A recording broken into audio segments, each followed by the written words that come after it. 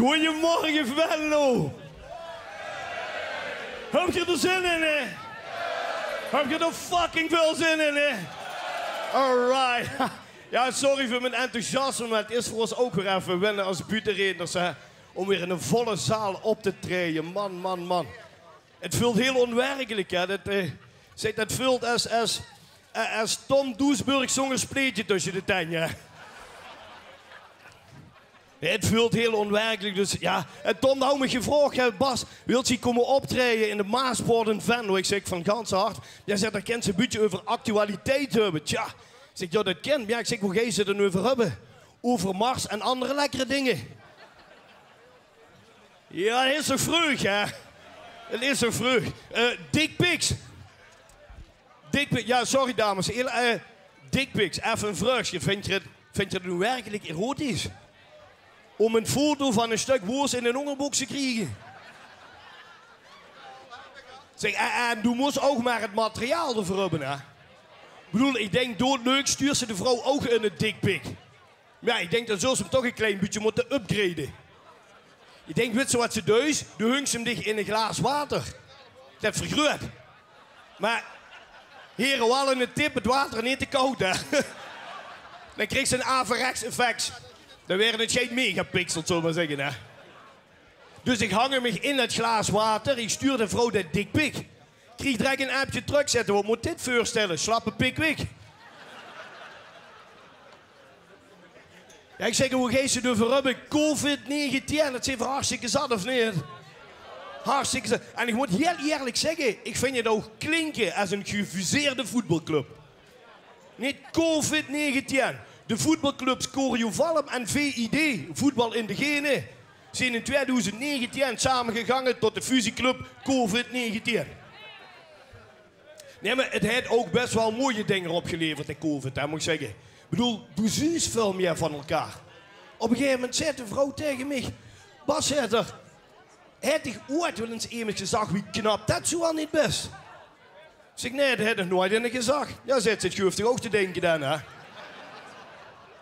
Ach, ik zeg, doe best toch zo'n sokkerpupje doe. Wie zegt ze, vindt ze mij zo zuus dan, hè? Nee, ik zeg, zo geraffineerd. Nou, dat wordt toch nog geen wakker. Hey, en wat wel vooruit gegangen is de seks. Tijdens de coronaperiode. Ik zeg tegen de vrouw, zullen we nog eens een vluggertje maken? Ja, zegt ze, wie noemt dat normaal dan, wat ze maar dus. Ja, joh. Maar ik moet ook zeggen... En dan ga je dit. Die achter nog hebben het gezellig, volgens mij. Volgens mij gewoon, hè. En is het goed houden. Nee, maar weet je wat ik ook van de coronacrisis wel een beetje sneu vond? Op een gegeven moment wordt alles geshout van corona. Hè? Dan komen pakjes te laat geleverd. Ja, dan zeggen ze, sorry, met corona. Op een gegeven moment belt ze de Ziggo Klantenservice. Ziggo Klantenservice, wegens corona kunnen wij u niet te woord staan. Ja, ik denk, velerigheid niet, toch? Of wel? Ik kom met een vriend tegen, ik zeg, man, wat best hoe vet geworden. Ja, zegt er, corona-kilo's. De sportschool wordt toe, hè. Zeg, ik heb geen ene gewerkt. Dan zag ik, heb 2 jaar niet gezopen, want de cafés worden in open, hè.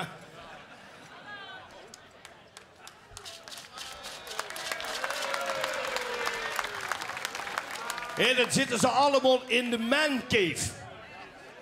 Tegenwoordig gaat iedereen in de mancave, hè. Wij met die in de mancave. Nee, nou, dan zult je wel een kapzuur hebben, hè. Nee, in de mancave.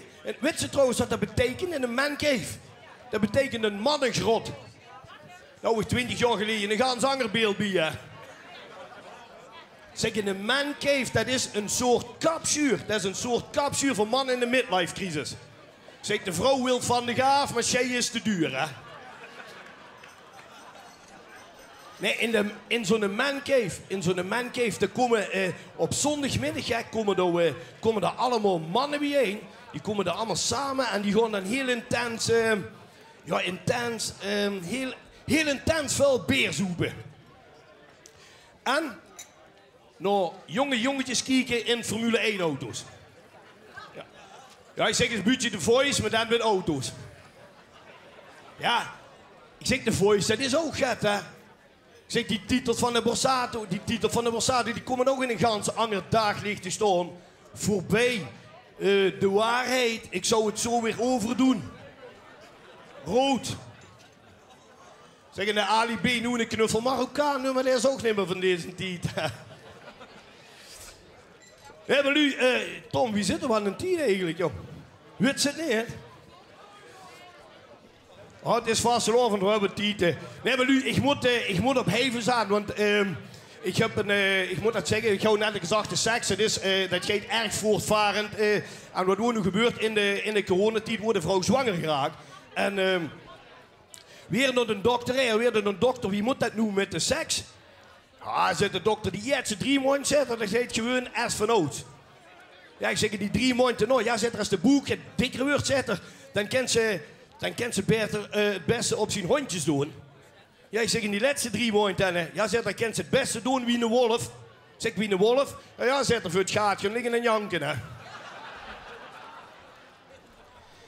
Ja, maar nu, ik moet op even staan, want ik heb een groot gezin. En het is zo, met een gezin is het altijd zo. Klein kinder, klein problemen. En grote kinder, grote problemen. En ik heb een jongske, dat is 5 jaar, daar hoor ik laatst met een hondje aan wandelen. En we lopen door het park op een gegeven moment. Zitten er 2 hondjes, die zitten er bijna. En dat manneke, papa zegt er, wat zien die hondjes aan het doen? Ja, ik denk, gewoon niet meer draaien, hè. Ik zeg, die zijn kleine hondjes aan het maken. En s'avonds, ik wil nog eens een ouderwets nummertje maken met de vrouw. Dus ik leg me bovenop de vrouw op een gegeven moment. Zet dat manneke even mij, papa, zegt er. Wat ben je aan het doen? Ja, ik denk, gewoon niet meer draaien. Ik zeg, weer zijn kleine kindjes aan het maken. Papa zegt er, kent zijn mama niet omdraaien? Ik heb liever een klein hondje. Dankjewel u. Ik vond het geweldig om terug te mogen optreden. Ik zou zeggen, een hele schone vastelovend. En tot de volgende keer. Dankjewel. Dankjewel.